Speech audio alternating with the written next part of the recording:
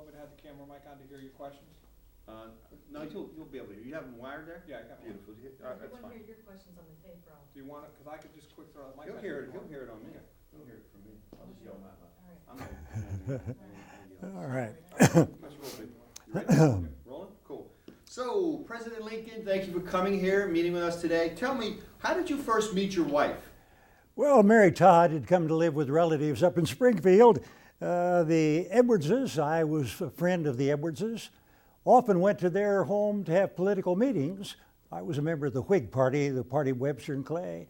And that's where I met Mary Todd. She had come to live with them because she did not get along well with her stepmother back in Lexington, Kentucky. President Lincoln, tell me about your upbringing and why your family moved from Kentucky to Indiana. Well, I think that my father wanted to get away from slave owners. He was active in the Little Baptist Church. He was quite a gifted man with his ability to woodwork and built the altar for the Little Baptist Church there. But you know, slavery wasn't allowed north of the Ohio River. We moved there in my 7th year, and when I got old enough to understand, he said he wanted to get away from slave owners. He said that the church, the Baptist church where they attended, the non-slave owners didn't want to sit with the slave owners. So they were allowed to build a separate little building to have their own service and do it away from the slave owners. So you see, before this terrible war, the slavery issue was driving a wedge, Northern, Southern Baptists, Southern Methodists, the Presbyterians. It was having a definite effect. President Lincoln, what is your views on slavery? How did you really feel about slavery? Oh, built on poor morality, terrible economics. I read in Genesis 1:27, God created man in his own image. Now, I thought, if he created him in his own image, nothing created in the image of the Almighty was ever put on earth to be imbruted by its fellows. I just thought it was a terrible ordeal. The humanity of a race was being put into terrible bondage.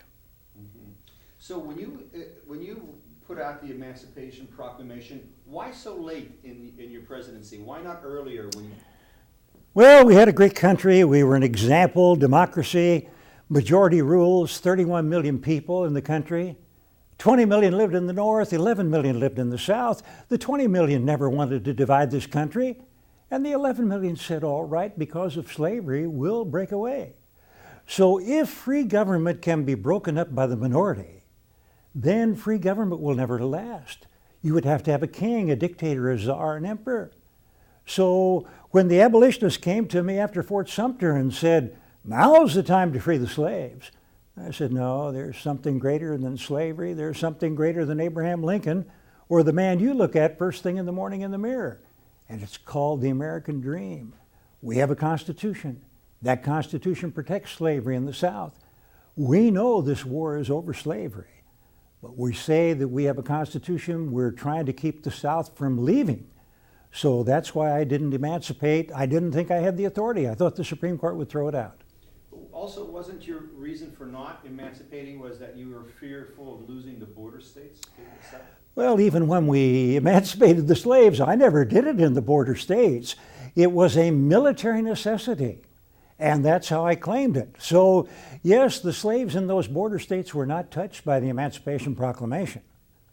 But I thought, when this comes to an end, 11 states in the South will have their slaves free.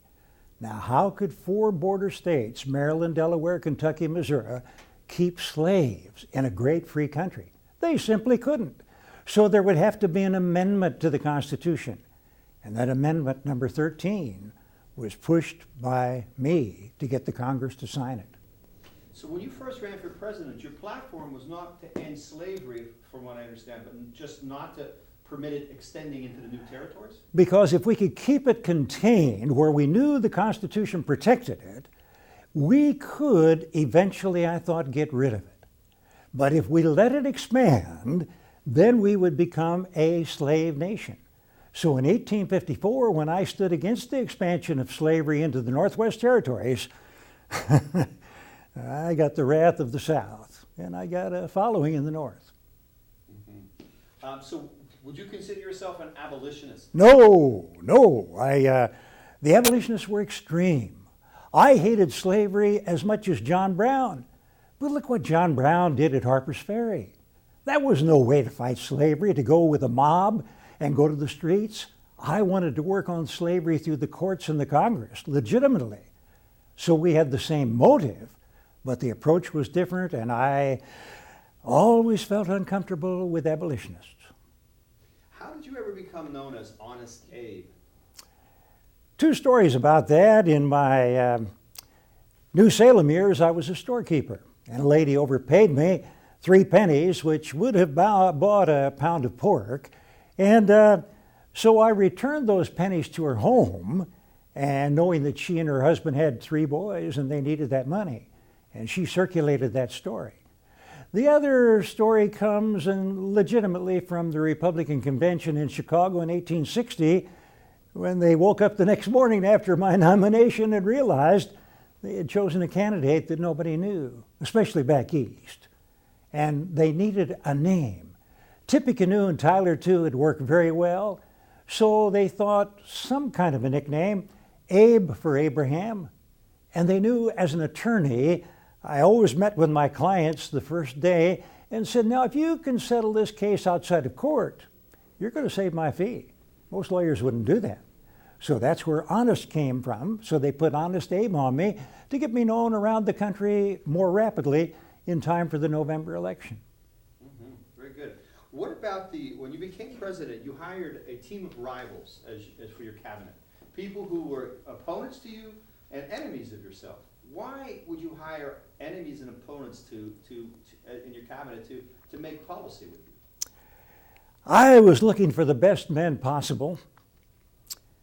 That they would look down on me didn't make a bit of difference to me, but I had to cross party lines. When I was choosing that cabinet, secession had started, which I thought was unconstitutional.